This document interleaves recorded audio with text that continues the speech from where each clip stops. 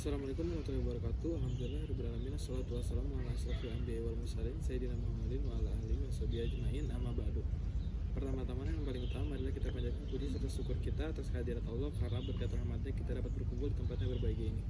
Salawat serta salam semoga tercurah limpah kepada utusan kita Nabi Muhammad SAW.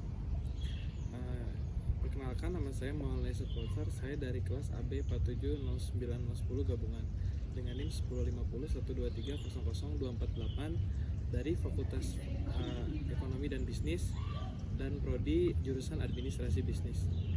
Di sini saya akan membacakan tentang tidak beragama orang yang tidak berakhlak.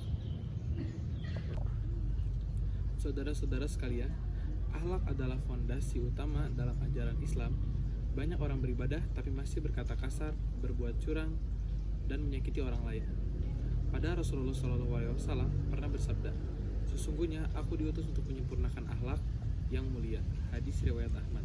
Artinya, inti dari risalah Islam adalah membentuk manusia yang berakhlak. Mahasiswa sebagai generasi penerus bangsa harus menjadi teladan dan berperilaku akhlak yang baik, mencerminkan keimanan yang kuat. Sedangkan akhlak yang buruk menunjukkan lemahnya pemahaman terhadap agama. Pengertian akhlak dan kaitannya dengan agama. Secara bahasa, akhlak berasal dari kata khuluq yang berarti budi pekerti atau tabiat. Dalam Islam, akhlak adalah gambaran dari iman seseorang. Rasulullah SAW pernah bersabda, "Orang mukmin yang paling sempurna imannya adalah yang paling baik akhlaknya." Hadis riwayat Tirmizi. Jadi semakin baik akhlak seseorang, semakin tinggi pula kualitas keimanannya. Sebaliknya, orang yang rajin beribadah tapi suka berbohong, menipu atau merendahkan orang lain belum bisa disebut beragama secara harfiah. Terima kasih. Selanjutnya, Allah Subhanahu wa taala berfirman dalam surat Al-Qalam ayat 4 yang berbunyi, "Wa innaka la'ala khuluqin azim." Dan sesungguhnya engkau Muhammad benar-benar memiliki budi pekerti yang agung.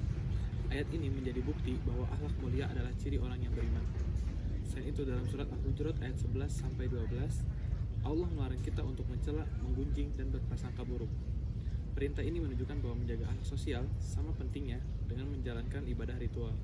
Seorang muslim sejati bukan hanya ingin rajin sholat, tetapi juga berperilaku baik kepada sesama. Akhlak adalah menjadi kualitas seorang tolak ukur keimanan seseorang. Akhlak yang baik mempererat hubungan kita dengan Allah, hablum minallah, dan dengan manusia, hablum minannas. Tanpa akhlak, ibadah kita bisa kehilangan makna. Orang yang berakhlak akan dipercaya, dihormati, dan dicintai. Sebaliknya, orang yang cerdas dan berilmu tapi tidak berakhlak tidak akan membawa manfaat bagi dirinya maupun orang lain. Karena itu, Islam tidak hanya mengajarkan bagaimana cara beribadah, tetapi juga bagaimana berperilaku terhadap orang lain. Sebagai mahasiswa Telkom University, kita bisa menerapkan akhlak dalam kehidupan sehari-hari seperti jujur dalam mengerjakan ujian dan tugas, menghormati dosen dan staf kampus, menjaga disiplin waktu, menjaga kebersihan lingkungan kampus, dan juga bersikap toleran terhadap teman yang berbeda latar belakang. Akhlak tidak hanya terlihat dari kata-kata, tetapi dari tindakan nyata yang menunjukkan nilai keislaman dan profesionalisme.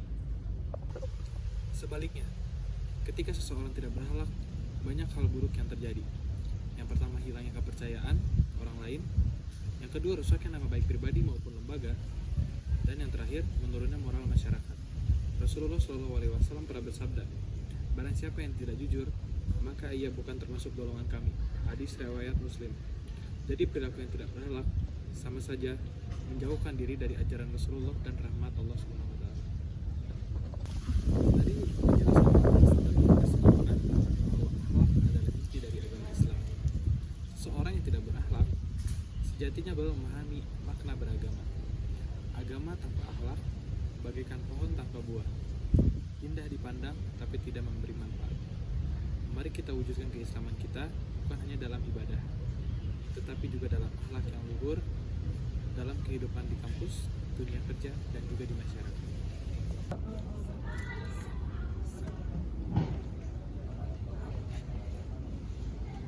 Baik, mungkin cukup sekian dari saya. Semoga dengan yang saya bacakan tadi dapat mengimplementasikan kepada kehidupan kalian sehari-hari.